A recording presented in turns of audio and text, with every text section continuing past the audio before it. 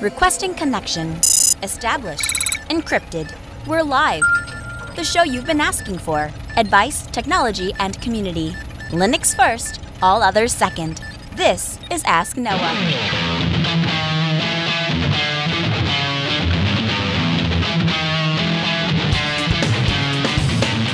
Live from Multispeed Technologies, the show that puts you, the listener, in the driver's seat because you are the content. The phone lines are open to be a part of the program. It's a free call, 1-855-450-NOAH. That's 1-855-450-6624. Hey, give me a call. We'll have a conversation about your tech questions or business and tech questions. Linux advocate, above all else, small business owner, now host of the only radio show centered around you, the listener. Welcome to the Ask Noah Show. My name is Noah Chalai. So good evening to you all. Happy to be here. We are trying something new this episode. We got a new broadcast machine in, and this machine was custom built specifically for the Ask Noah Show. So instead of putting a bunch of money into capture hardware and stuff like that, we have brand new audio interfaces and all of that. Now, the thing is, a producer of our show, Mr. Rika, he has to go through and edit all of this stuff. And so when I make sweeping changes like this, it makes his life very, very difficult. And so the solution that I came up with is I'm going to try and do two streams. I'm sending the ordinary stream and recording it just like we always do. That's the stream you're seeing at jblive.tv or the stream that you're hearing at asknoahshow.com, or if you're listening to us on logosradio.us or on 88.3 FM. But in addition to that, we are going to Facebook Live, which is the only platform I could think of that most JB viewers wouldn't be on anyway, because, you know, Facebook's that proprietary piece of crap. But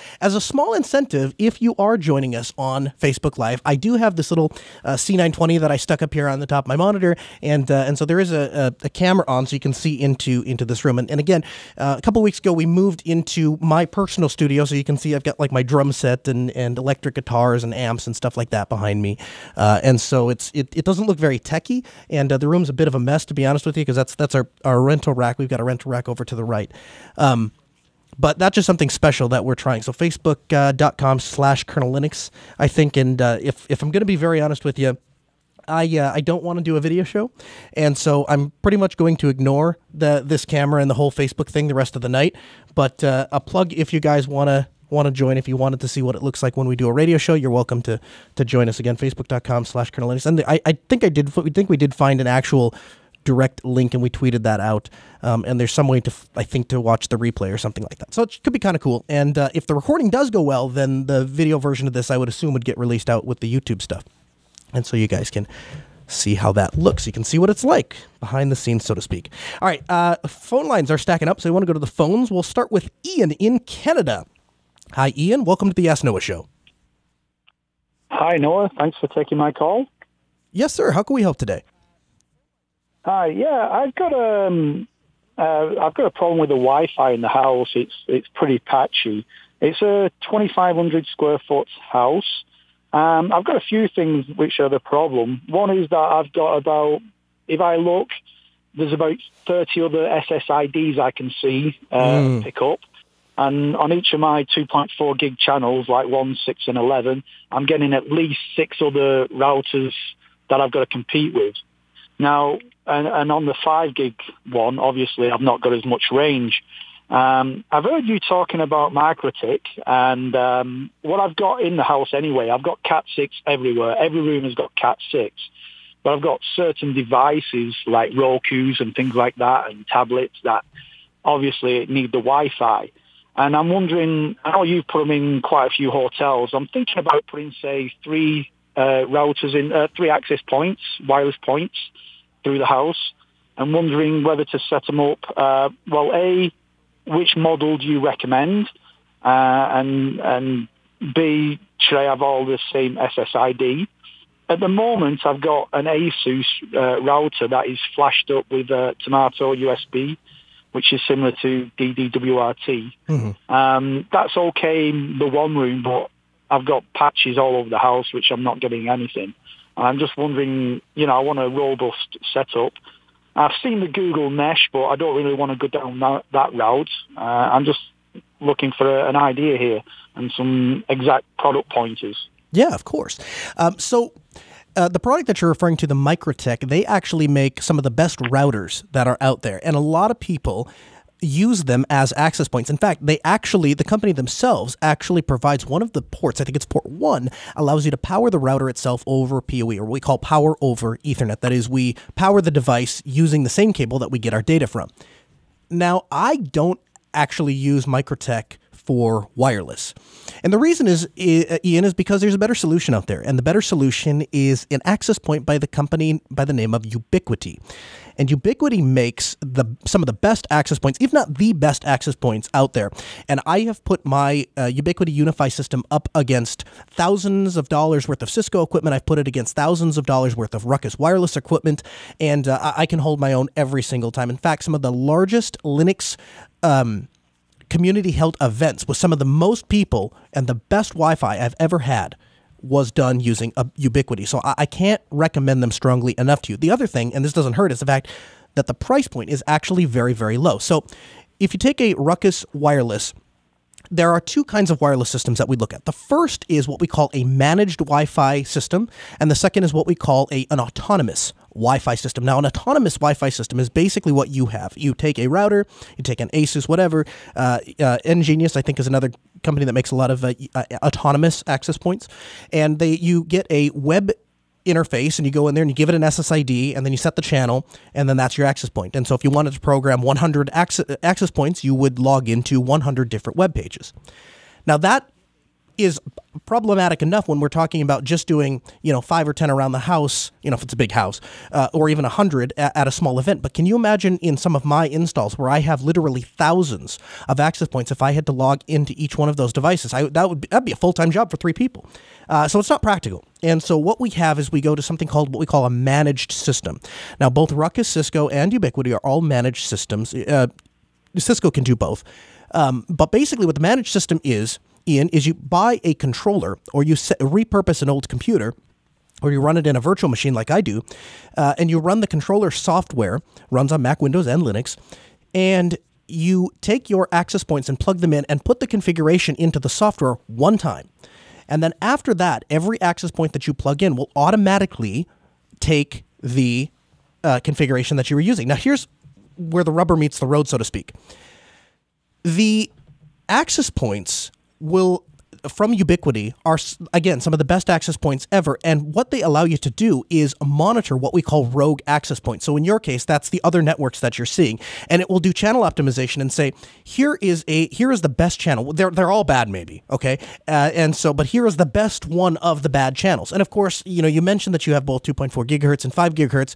The truth is, Ian, everyone runs on 2.4 gigahertz. I mean, cordless phones run on 2.4 gigahertz. My microwave runs on 2.4 gigahertz.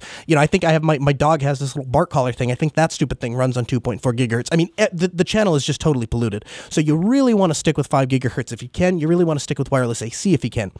Now, the Unify UAP AC Pro, that is the professional version of the UAC, and it's only about $20 or $30 more than the AC Lite. I think it's about $130. And again, if you can run the software on your computer, then there's no extra cost to that. If you want to buy a dedicated controller, Unify actually makes something called the Cloud Key. The Cloud Key, which will allow you to run the controller on a little $99 USB stick-like thing, and then it's a dedicated controller. The other thing that I have played with recently, Ian, that's really helpful is Ubiquity now supports using your smartphone to program the access point, though I wouldn't necessarily recommend that because it's not a managed system at that point. You're autonomously programming those access points, but it is something that you could do. As far as how to actually get the best coverage in your house and minimize interference, the way you're going to do that is by properly placing access points, so getting them up high. Don't have it under the couch. Don't have it in the basement. Get it up in an attic if you can. Get it on, if you have a 3-story house, on the 2nd floor, mounted to the ceiling, something like that.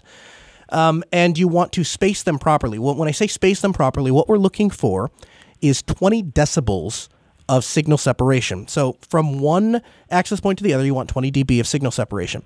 A lot of people try and cheat, and they use like a physical measurement. They'll say, well, I space my access points 50 feet apart. Well, in a brick building, that does one thing, and in a wide open conference hall, that does something completely different. So you don't want to do that. You don't want to go specifically, with just, like a measuring stick. You want to look at the actual signal strength. That's how you're going to get the best Wi-Fi quality. And then past that, if you've done all of those things, if you've done proper channel analysis and you've tried to pick the least used channel, you're using the 5 gigahertz, you turn the power way down. One of the things that I see, especially with the UAPs, is they talk out further than they can hear, and people crank those things up to high, and then they wonder why they turn their house into this mesh of signal, and they don't understand why they can't get good Wi-Fi. Turn those things all the way down to low, separate them out, about 20 dB of signal separation. You can look inside the controller, it will tell you that. And then, to answer your question, should you use the same SSID? I would, because that way you only have to connect to one network, and then it'll decide which access point is the best signal strength. Now that's something that we call ESSI, and basically what it looks at is it looks at how much interference and where the best signal is, and then it will automatically hand you off from one access point to the other. Now in the Unify system, it actually has something called zero handoff, which means that it will actually take one of those access points, and the system will decide for you, I want these 4 clients over on this access point and this one on that one, and it'll do all that math and figure all that out for you, so you don't have to do anything, which is, again, another reason why I really like the Unify. It takes a lot of the problem solving out of it and just kind of handles a lot of that for you. Does that answer your question, Ian?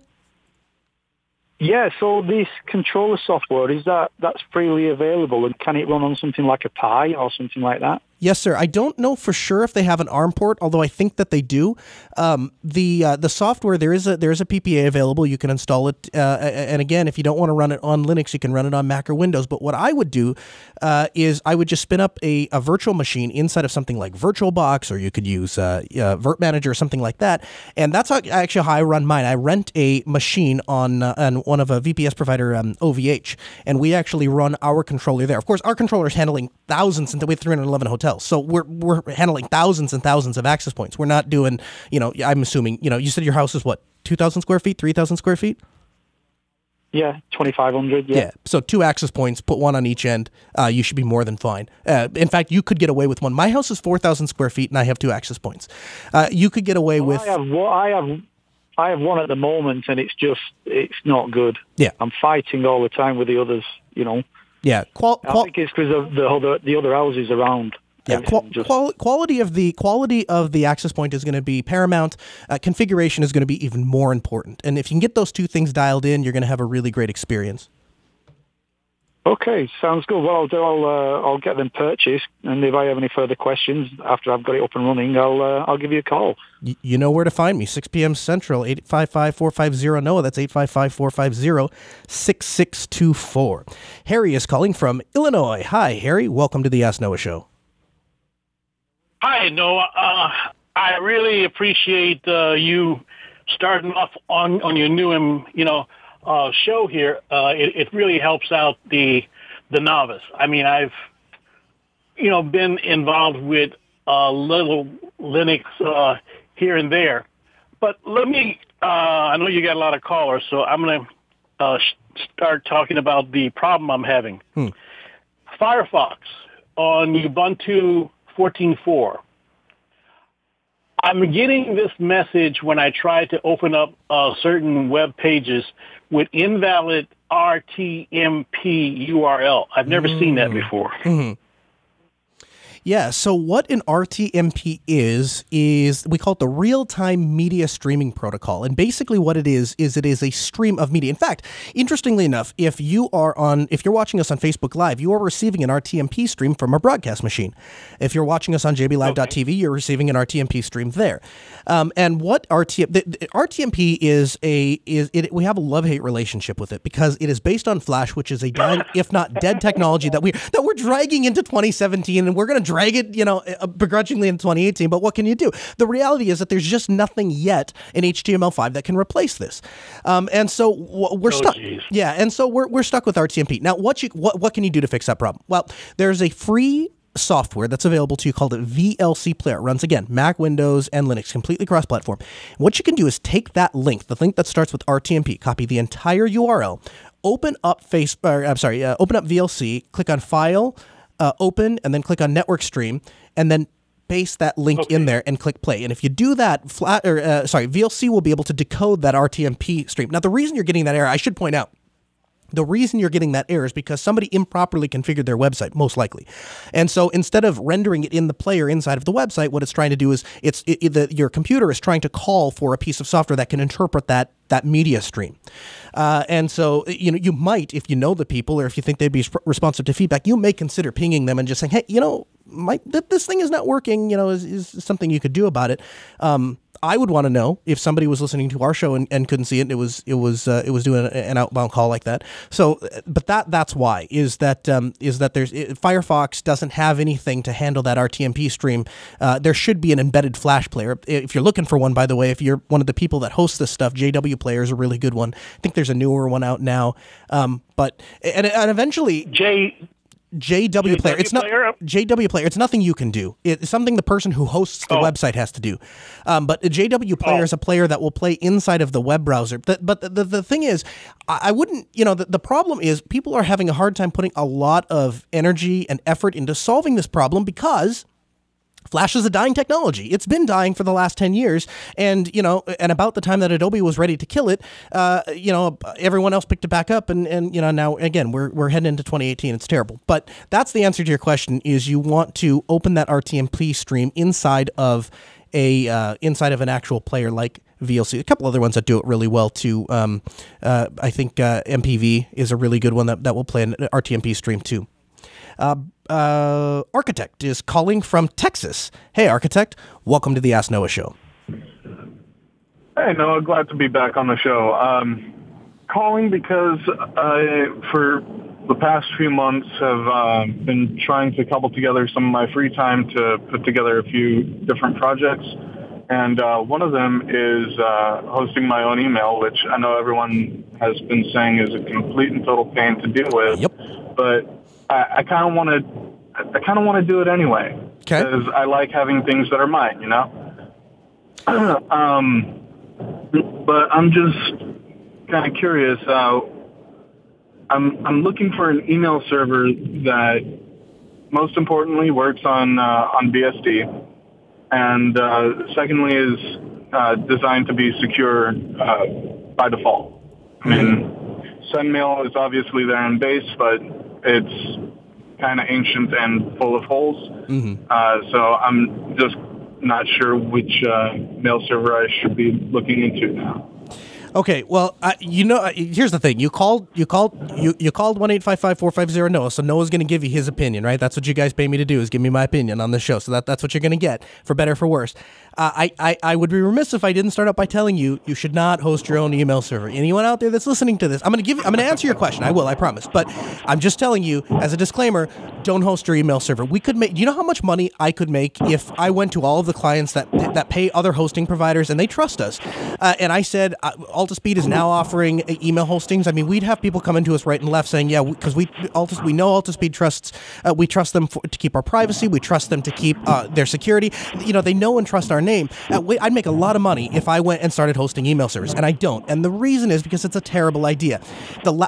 We do consulting for an organization, and they have 4 full-time email administrators that work for their organization, and they have outages and problems with an email server. So, let it be said, if you want to do it, I'm going to tell you how to do it, but I absolutely don't recommend hosting your own email server, especially because there are so many really great platforms that care about your privacy and do a really good job hosting your email server. So, for example, Proton Mail is a great alternative. It's a little more expensive, but they take privacy very, very seriously. End-to-end encrypted, one account to the other. Their app has encrypted email. Everything is turned on by default, so you don't have to monkey with it. You don't have to understand the technology. You just know that your email is secure. Fastmail is a really great alternative to G Suite, alternative to Gmail. Fastmail is going to provide you all of the calendaring options and all of the real-time work collaboration that Gmail has. And then, of course, you have Gmail G Suite, which is a drop-in replacement for Outlook. So if you have people that are using Outlook and Exchange, you can just pick the Exchange server up, turn it off, drop in G Suite, and pay your $5 a month per user, and you're set. If you pay the $10 per user per month, you get unlimited storage. So I have something like 25 terabytes stored on Google, and they don't charge me anything for it. So for all of those reasons, I wouldn't do what I'm about to tell you. But because you asked me, I'll answer your question. The software that you're looking for is a software called iRedMail. That's the letter I, red, R-E-D, and then M-A-I-L, and we'll have a link for you in the show notes. It does run on OpenBSD, also runs on Linux. It's a completely open source mail server, fairly straightforward to set up. There's tons of tutorials on YouTube on how to get it running. Here's where you're going to run into some problems. Is you're going to run into, the first issue is going to be, you're going to have to worry about spam and spam mailing lists and all of that stuff, because you're going to have none of that filtering built in. And when that stuff starts to get populated around, if you're not controlling very tightly that server, what's going to end up happening is mail is going to be sent from your server, because it's essentially going to be taken over as a bot, and then people are going to use your server to send out mail, which is then going to get your server blacklisted. So you really have to stay on top of that. And then when that happens, you have to reach out to those other mail providers and stuff and say, we had a problem, I got it fixed, can you take me off the blacklist? And I think there's a limit to how many times they'll do that. So again, for all of those reasons, I wouldn't do what you're asking. But if you want to do it, I read mail, and we'll have a link in the show notes. Does that answer your question? Yeah, should have included in a subnote that I do and have been using Proton Mail since it was in beta. Oh, good. I just kind of really enjoy doing things the hardest way I can possibly find to do them. Yeah, sure. I mean, one of the projects that this email server is supposed to be for is me porting over an operating system to Power 9. Yeah, man. I mean, here's the thing. The reality is, I do stuff all the time that has no practical purpose or rhyme or reason. I just like doing it because I'm a geek and I like playing with this stuff. And you learn stuff, right? Like the first time you ever set up a web server, you learn all about IT security because they're very heavily targeted. So there's if you want to do it as a hobby or just a fun thing, I mean, by all means, knock yourself out. I'm just as a production thing. I just don't want to give the message out to anyone out there listening that it's a good idea to host your own mail server unless you have a lot of time, a lot of effort, a lot of resources, and you've done it for a long time. You know, I mean, at some point, there are places that do it, but it's in 2017, it's just a bad idea. Brett is calling from Illinois. Hi, Brett. Welcome to the Ask Noah Show. Hi, thanks for taking my call, Noah. Yes, sir. How can we help? Well, I had a question for you, but real quick, I also wanted to thank you before I got to that for mentioning the nearby neighboring access points in the Unify controller software, because my whole office here is on Unify APs, and we've been using the Unify controller really successfully for a while now, and I had no idea that feature was in there until you mentioned it. Sorry, which feature? The one where you can look at neighboring access points, yes. channels they're on. Yes, rogue access points. I'm playing with that right yeah. now, and I look forward to that. Yeah. Great. Anyway, the main reason I called was I work in IT for a small to medium-sized business here in Chicago, and all of our workstations, with the exceptions of a few Macs, are on Windows 8.1 right now, and we got Linux, up to our ears in Linux in servers, but we don't have any Linux workstations. Kind of at a crossroads right now where, thanks to Microsoft making sure Windows 8.1 and our standard image we've worked very hard on won't work on any brand new hardware that we buy. Yep. We either have to move to Windows 10 and redo all of our work there and then be on what is essentially the rolling release version of Windows where they're going to throw features whenever they feel like it at us. Yeah, the last version of Windows. Yeah, essentially, yeah. Or we migrate to some Linux workstations. So I'm comfortable with that. But if I'm going to be honest with myself and honest with what our company does, I feel like I'm a little pessimistic because I'm worried about application lock-in that's keeping us locked into Windows. Yeah. And if I think of, the nightmare scenario is our accounting team who has QuickBooks for desktop that ties directly into Excel and only Excel, and they're running Oracle Form 6i, all of which runs only on Windows. So I'm wondering, I'm sure have encountered things like that in your day-to-day, and how do you deal with software lock-in problems like that? Is this realistic that we could put in Linux workstations? Yes, sir. Yeah, absolutely. It's realistic. So what I do, how I would tackle that if you called Alto-Speed Technologies and said, here is the situation that we have, and we want to bring you in as an IT consultant. We want to know what you would do to solve this problem. Here's what I would tell you. I would tell you that Microsoft is an unpredictable bag of worms more often than it is not. And that is particularly true when it comes to Windows 10. Now, the reason that I become so concerned about Windows 10 is because Microsoft has a real funding problem right now. Their revenue stream is drying up because we see people that are still sticking on XP. We were working on an ATM, I think 3 weeks ago or 4 weeks ago, and brand new ATM, and swapping the thing out, and it was running XP embedded. That's how much people are sticking to XP. And whatever the stick was on XP, I promise you it's going to be twice as bad on Windows 7, because there's more things are computerized at the time that Windows 7 was out than at the time XP was out. And so you're going to have even more people that are sticking on Windows 7. And so because of all of those reasons, people are very resistant to upgrade to Windows 10. And by the time that they do upgrade to Windows 10, that's going to be the license that is included with the computer. And Microsoft isn't making a ton of money off of that. The days of people going out, buying a computer, and then spending $200 or $300 on a copy of Windows, and then when the next version of Windows comes out, upgrading to Windows 98, and then Windows 98 Second Edition, and then the Plus add-ons, and those days are long gone. And we see that similarly with Microsoft Office. I can't count the number of businesses that we do consulting for that just say, you know what? Screw this Office thing where it updates randomly, and we got 5 different versions of Office floating around, and these documents don't format properly here, and those don't I'm just going to go to Google Docs, and I'll do it in Google Docs. And you see that in the school system as well. The school system, is very heavy on a lot of school systems anyway. I shouldn't say, any specific one, but a lot of them are doing G Suite. And you have a lot of people that are up and coming in the world, understanding and knowing how to work inside of G Suite. And it really sets them up, Google and the young adult, very, very well in a lot of ways, because they're learning these skills that they can use for free if they just create a Gmail account, or the business can buy G Suite, which is what I was just talking to the previous caller about, and all of a sudden all of those skills will translate because Google Docs is the same everywhere. So I think the future of Microsoft and how they're going to make their money, is a little bit in jeopardy. So getting back a little bit to specifics on how we'd solve those problems. So because of some of those reasons, I would be very hesitant to upgrade your entire infrastructure from Windows 8 over to Windows 10. Now, what I might do is virtualize the infrastructure entirely. And so you could use something like, Virt Manager and libvirtd, which is an open source virtualizer, and you can install it. It has a lot of the same tools as VMware. Now, if you want a little bit more advanced, you could go with something like Overt. Now, Overt is a direct competitor to VMware. And I'll tell you, I have had conversations with the folks that are in the know at VMware, and they are shrinking their development team down to a skeleton maintenance team. They're not putting a lot of money into a lot of the VMware stuff. And part of that is because they're getting so much competition from Overt and companies like Overt, Red Hat, that are competing with Overt.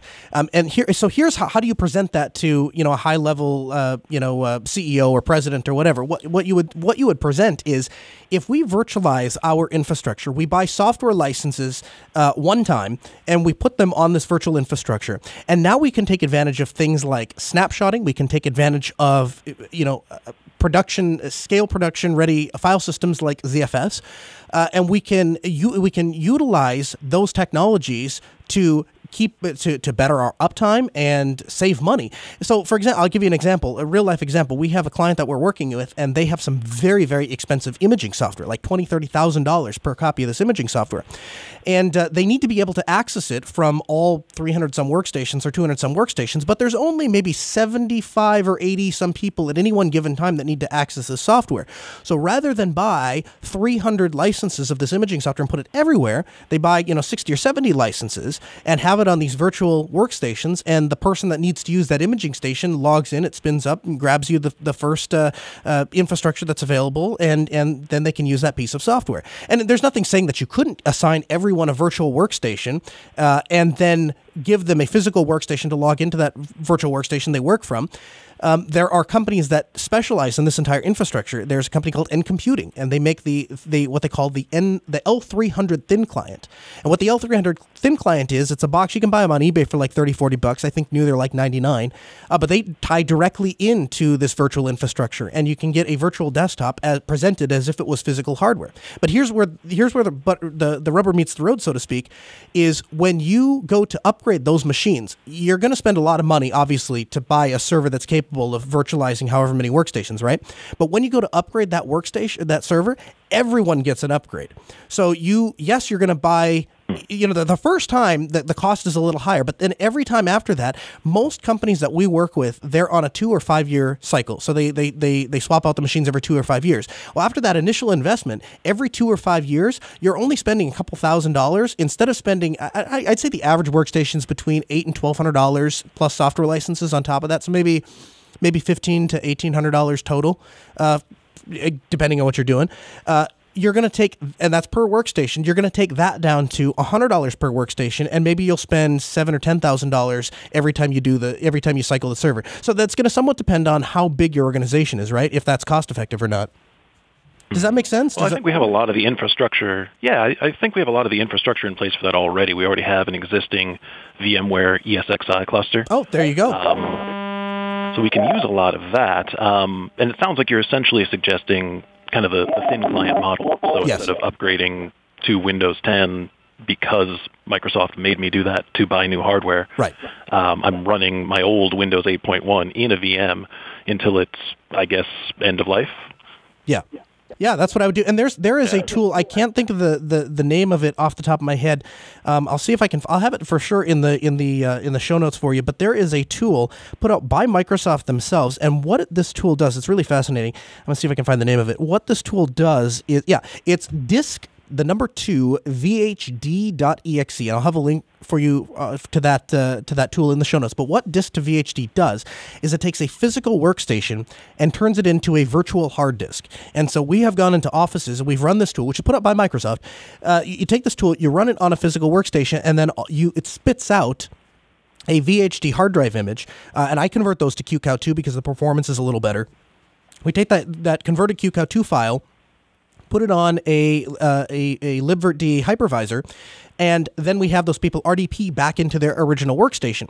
And the advantage to doing that is you can take an entire office and virtualize it in a matter of hours. And then you spend a little bit of money on a really beefy server, and all of a sudden everyone's like, man, my computer just got a lot faster, and I have more memory available. Oh, and by the way, upgrading is, snapshotting is a thing now. So if the computer becomes infected with a virus or cryptocurrency, which we're going to talk about here in a couple minutes, when that kind of stuff comes up, you're not going to have to worry about it because you click into the virtual manager and you click on a snapshot and roll back. And we had a client. It was fascinating. They had this PDF software called Nuance PDF editor, and it was interesting. We installed the latest version, and there was something that conflicted with a service pack on Windows 7, and the entire computer blue screened.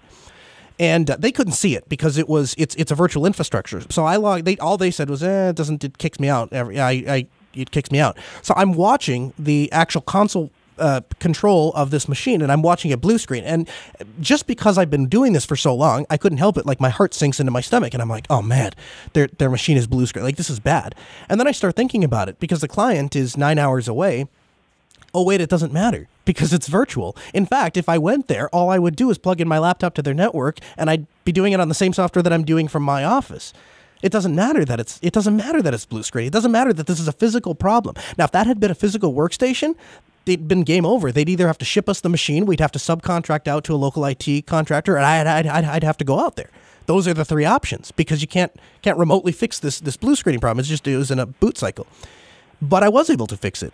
Now, worst case scenario, I could have just reinstalled the OS and I would have been fine. But we take snapshots. I think it does snapshots every day and every week. So I just rolled back to I looked to see where the last snapshot was and rolled back until the machine booted up and said, oh, what was the last thing we did? Oh, yeah, it installed that latest version of Nuance. Dug into the problem a little bit, found out there was a conflict, fixed the conflict, and they never really knew. They were never the wiser. And I did that in like 15 minutes. Those are the kind of things that you can't do if you're not dealing with if you're dealing with the physical infrastructure instead of a virtual infrastructure. And you can always tell where the future of technology is by where the people that have a lot of money, where budget isn't necessarily so much of a constraint, what are they doing? So I always look to, what is Google doing? What is Amazon doing? What is eBay doing? Because those are the players that every time they have an employee that can't work, especially in the case of Google, I mean, some of those guys are making $150,000, $200,000 a year. If he's just sitting at a computer because his computer's dead, what's he doing? And that's what they do. They have a main machine, and they SSH in. They have all Google's really fascinating because they have all these plugins and stuff that enable you to do it from Chromebooks and MacBooks and Windows computers and everything. But that's the direction that they're going. Again, guys, 855-450-NOAH. That's 855-450-6624. You can send an email live at AskNOAHShow.com. Again, we're streaming live on Facebook Live this evening because it's fun. Now, 2 weeks ago, we talked a little bit about this idea of intrinsic value for currency. We talked about the fact that the United States dollar only has a value because we say that it has a value. And so if you accept dollars for your paycheck, it's because that you trust that somebody else is going to take those dollars as payment for groceries, and you can pay your light bills. If tomorrow we all decided that instead we were going to trade shoelaces, that's what we decided. We're going to trade shoelaces for payment, and that was going to be our intrinsic value. We're going to all trust the shoelace.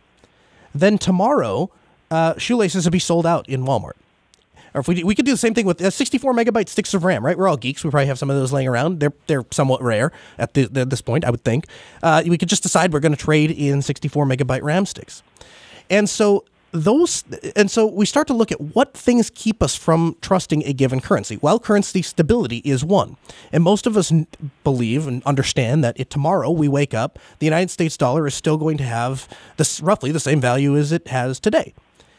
And that's where this idea of cryptocurrency comes in, and that's why it is so fascinating lately. As of right now, I need this device here.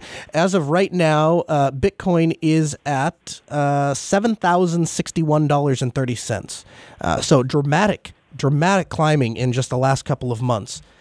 And why that's interesting is, and I'll give you an example. So if I work for 1 week and I earn $10,000, I can go buy a pretty used decent car. Or I could put a down payment on a house, very small house, or I could buy 10,000 little Snicker bars, which is probably what I'd actually do at the dollar store.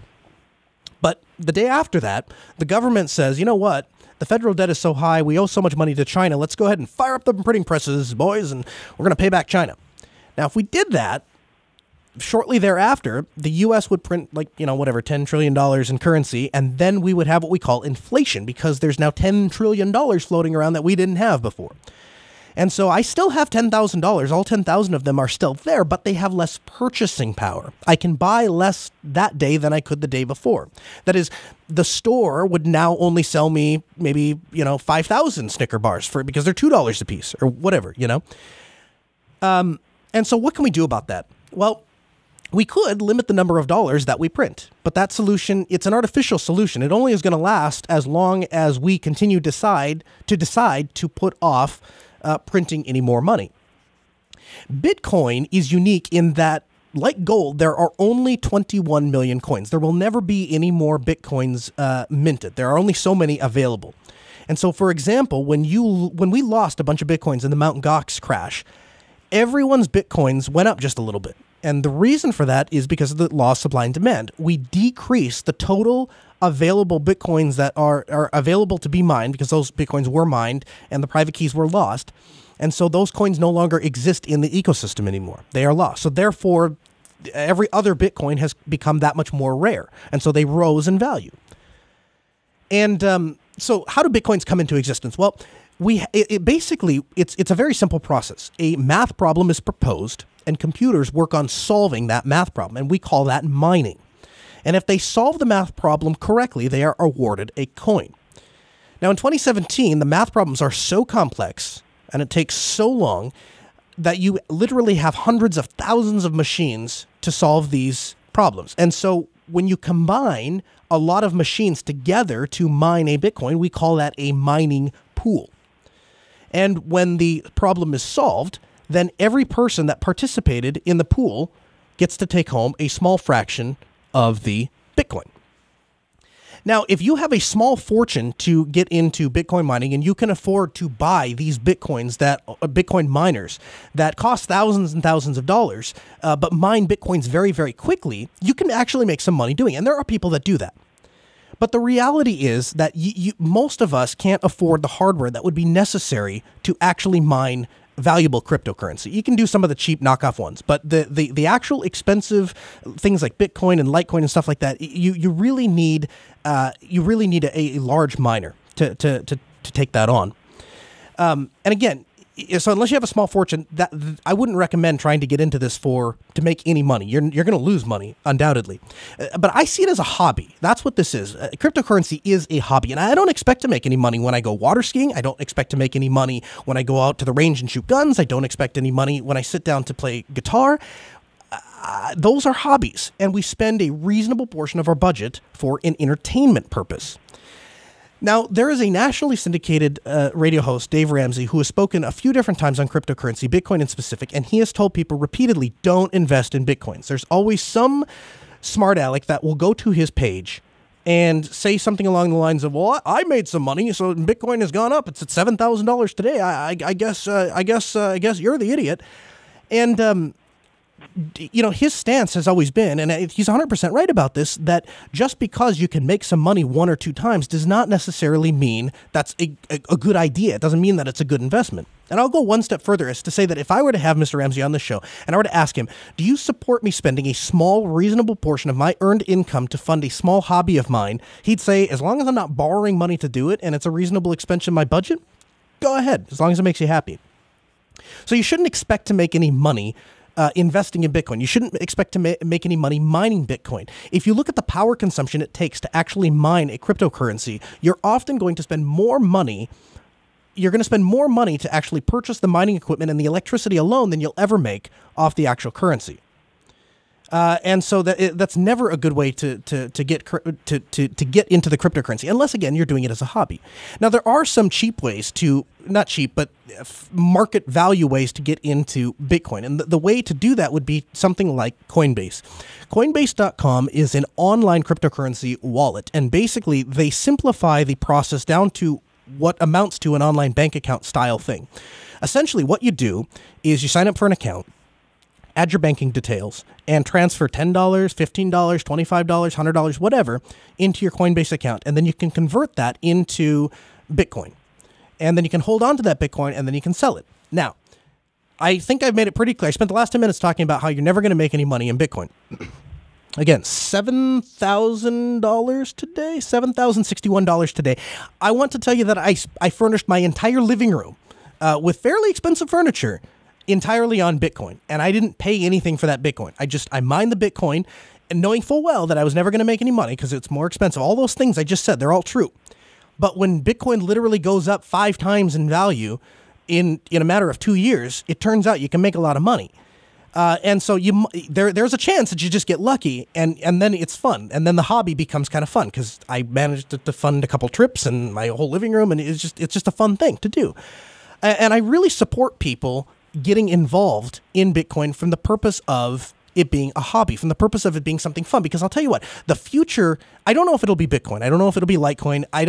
It's entirely possible that we will come up with something called the digital dollar, and that will just be the future. But cryptocurrency in general, the concept of a public ledger, which I'll get to here in a moment, that concept has succeeded even if any of these individual cryptocurrencies fail.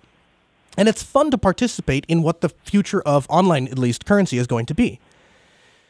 So let's talk about the blockchain. Let's talk about the public ledger. Basically, what happens when you're awarded a Bitcoin? When you solve the math problem, what happens? Well, the transaction of the coin being awarded to you is recorded in what we call the public ledger. And that ledger is basically a large Excel spreadsheet, for lack of a better explanation term, and everyone who wants a copy can download it. And every single transaction that is ever conducted in Bitcoin, in other words, coins that are being transferred from one account to another account, is called a transaction and is recorded in that public ledger. Now, this is great from a fraud standpoint because there are 10,000, 100,000, 100 million people that all have this ledger copied. It's almost impossible. We'll say it's impossible, practically speaking, to ever circumvent the security of the public ledger. I can alter my public ledger. I might even be able to convince a couple 100,000 people to alter their public ledger, but it will be dwarfed by the hundreds of other million people that say, nah, those people are wrong. That doesn't match what we all have. But at the same time, we can propagate changes to the ledger, to everyone's ledger, as long as they're authentic transactions. We can propagate those changes within a matter of seconds.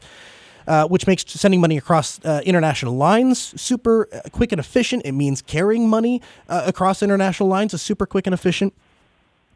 Let's see here. So the benefit, it's a double-sided sword because At the same time, this public ledger means that there is no personally identifiable information to any one transaction ever. All it is numbers. We simply say this coin identified by this cryptographical key has moved from this account over here to this account over here, and none of those have names attached to them. However, because the entire public ledger is in fact public and everyone can have a copy of it, if at any point in time I can tie a Bitcoin address to a given human being, I can forever follow that money. So let's walk through an example. If you were to buy a Bitcoin from Coinbase, which has your banking information, so they can get a subpoena and get your personally identifiable information, your name, your social security number, your dog's pet, all that stuff. You buy that from Coinbase. If let's say you mine from Slushpool, which is a common pool for mining Bitcoin, and you have an account that's tied maybe to your email address, again, something that's personally identifiable.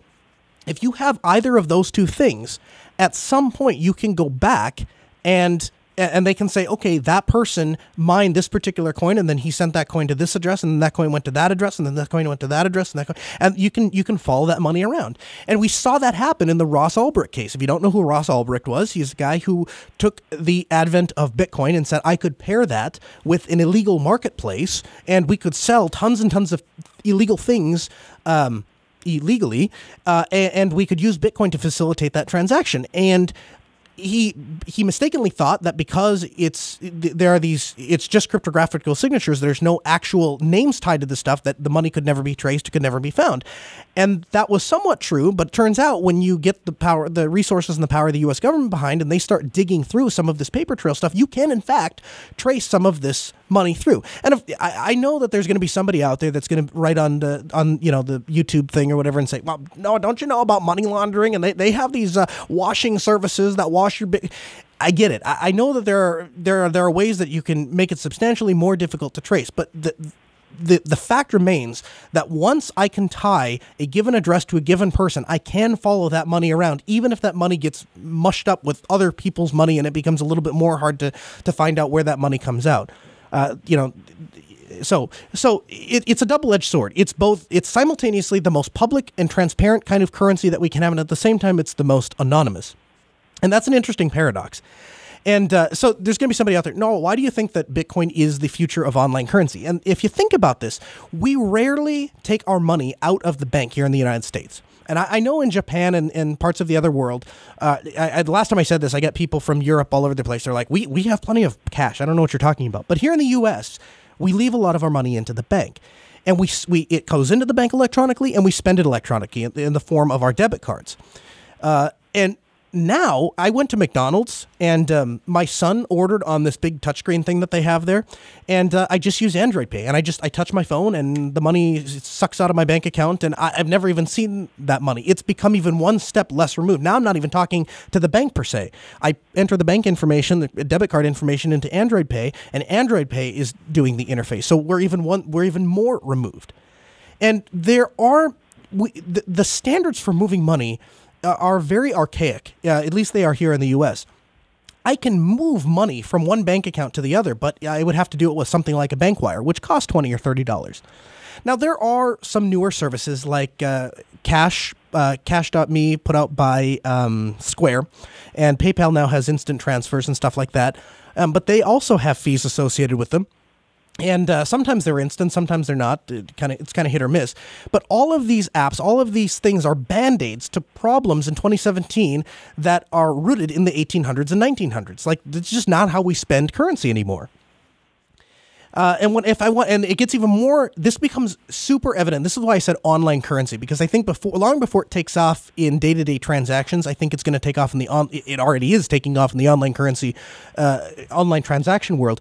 If I want to buy a product in Japan and I buy it on eBay, right now that process is I log into PayPal, I add my payment details, I buy the item on eBay, the seller sends me an invoice, I pay it with PayPal, and then there's this ridiculously complicated thing that happens. First, I have to give my money to PayPal. Then PayPal converts US dollars into yen. And then they take the yen and they transfer it into the other person's account. But because of fraud, and depending on if the seller is new or not new, or how long they've had the, and how tall they are, and what color shirt they're wearing, and a bunch of other weird things that PayPal comes up with, they'll just indefinitely hold the money. We covered a story very, very early on in the show, I think episode 4 or 5, that talked about a story where a gentleman running his entire business on PayPal, and PayPal just one day decided, hey, I know you've been doing business with us for 10 years, and we've never had a fraud complaint against you, but we just decided today we're going to hold your money for the next 8 months. And it was, it was an exceptionally high amount of money. I think it was like $20,000, $25,000, something like that he had done sold a car. I can't remember, but they can just do that. And part of that is because we get all these regulations involved and all of these control mechanisms to try to prevent fraud and stuff. And part of that is people just don't think, right? I will be very honest with you. Bitcoin is a very good way to get scammed. A lot of people don't understand the technology. A lot of people don't understand how to secure the technology. And if you're one of those people and you want to get involved with Bitcoin, I would suggest getting involved with something like Coinbase. Blockchain.io is another really great one. The thing I like about blockchain over Coinbase is blockchain will allow you to you can generate a key pair for Bitcoin. That's how Bitcoins are stored. They're stored, you have a public address and a private address. It's the same as every encryption protocol out there, is we have a public address and a private address. And so we transfer our Bitcoins to the public address, and we need to sign the transaction with the private key in order for those Bitcoins to leave again. So TLDR, if I keep the private key private, then nobody can ever take my Bitcoins.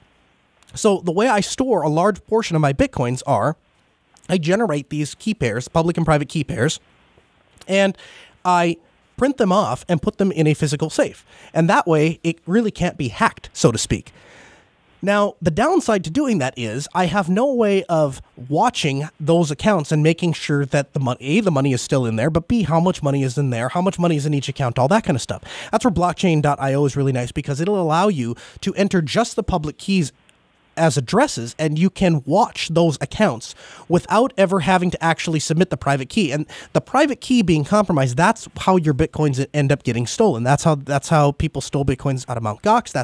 That's why a large portion of the cryptocurrency community will tell you, don't put your cryptocurrency on these online bank account type things like Coinbase or blockchain, because you're relying on their security. And a lot of times the people that are stealing this stuff are smarter than the people that are running these companies. A lot of these companies are started up by venture capitalists who don't really understand the technology. They just want to make a bunch of money. And so they do technically stupid things. And so blockchain.io is interesting because you can kind of thread that line. You can have the convenience of having just an app that I can pull up and see how much money I have in my Bitcoin wallet without ever having to actually give up any of my security. I'm really interested in cryptocurrency, and again, watching as cryptocurrency, especially Bitcoin in specific, as it climbs and as it kind of does this roller coaster thing, but in general is on its way up. I think it's something that the show has to keep an eye on for. And there's all these memes that are going around, because those of us that are true geeks, that are true nerds, we've been following cryptocurrency since 2012, 2013, bring back Plan B hashtag, but. We have liked and seen these things, and nobody cared back then, because it was like, oh, this stupid pretend money thing is, it's worth a couple bucks. Nobody cares. And, think what you want about things like the Silk Road. It brought a lot of legitimacy to Bitcoin. It showed how even in an unregulated Bitcoin, the U.S. government has come out and said Bitcoin is not currency. And even with that stamp of it's not real currency, it's not real money, you guys are just playing online, turns out a lot of people bought a lot of stuff from this marketplace using this illegitimate, and I'm using my quote fingers, illegitimate currency. And after that, you've seen a bunch of other marketplaces pop up, and they take Bitcoin. Now, Altispeed Technologies, we take Bitcoin. If you want to pay us in Bitcoin for a service, in fact, we have a flat rate. One of the things I did early on was I said that if people want Bitcoin to be accepted, then we need to stabilize the market. And the way to do that is to stop tying it to fiat currencies. So just say, I will accept X amount of a payment in Bitcoin to do a given service. And so I stuck my foot in the mud and I said, I don't care if Bitcoin is worth $1 million or 1 cent. I will do 1 hour of service for this amount. And I don't remember what it is, but I'm sure it's thousands of dollars at this point. But I stuck my foot in the sand and I said, I'm sticking with it. And, at some point, maybe we'll reevaluate that. But we don't do what a lot of these other businesses do, which they use a service like BitPay. and they'll accept Bitcoin technically, but it immediately gets converted back into US dollars.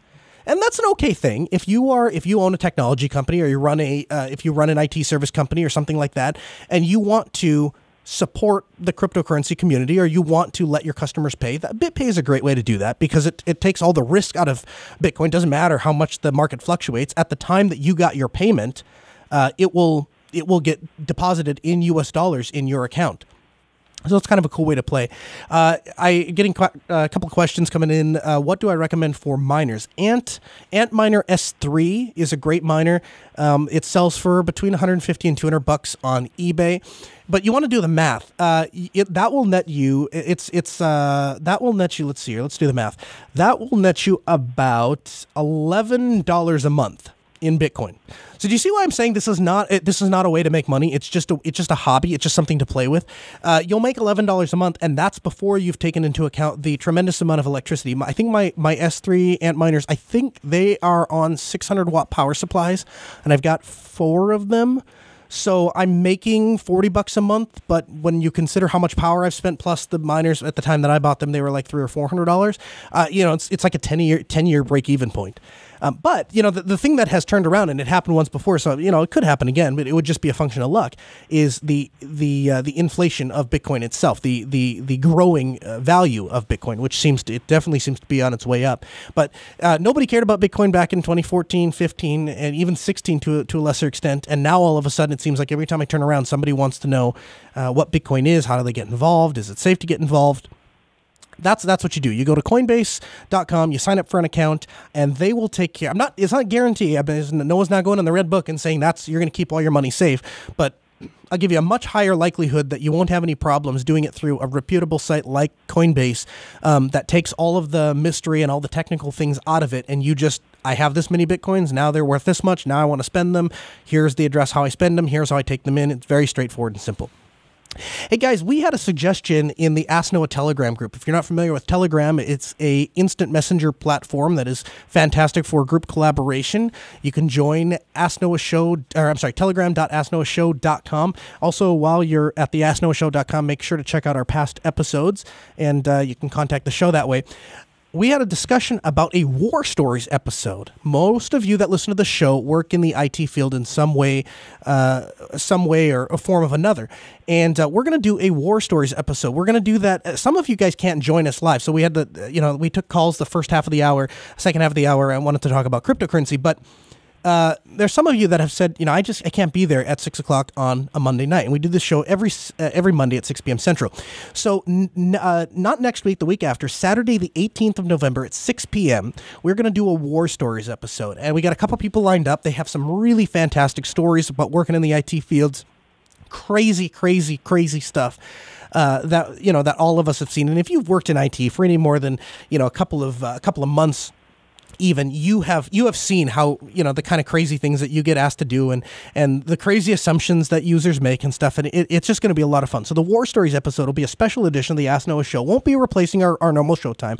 That'll still be Monday at 6 p.m. Central. But Saturday the 18th, 6 p.m. Central, asknoahshow.com. You can watch the video version, jblive.tv. Maybe we'll stream that one to Facebook Live too. Hello, everyone from Facebook Live. Thank you so much. We don't usually do this. Usually we're live on the radio, 88.3 and asknoahshow.com. But today we are testing our brand new broadcast machine, and so I needed a place to send that second stream that wouldn't take a lot of the viewers out of our traditional stream sources. And so that's what we did. We took you to Facebook Live. So thanks for hanging out with us. I'm sorry that I don't have more I'm broadcasting from my studio, so I'm sorry I don't have more like technical stuff. It's all just music stuff, and it's kind of my man cave, my music / geek man cave.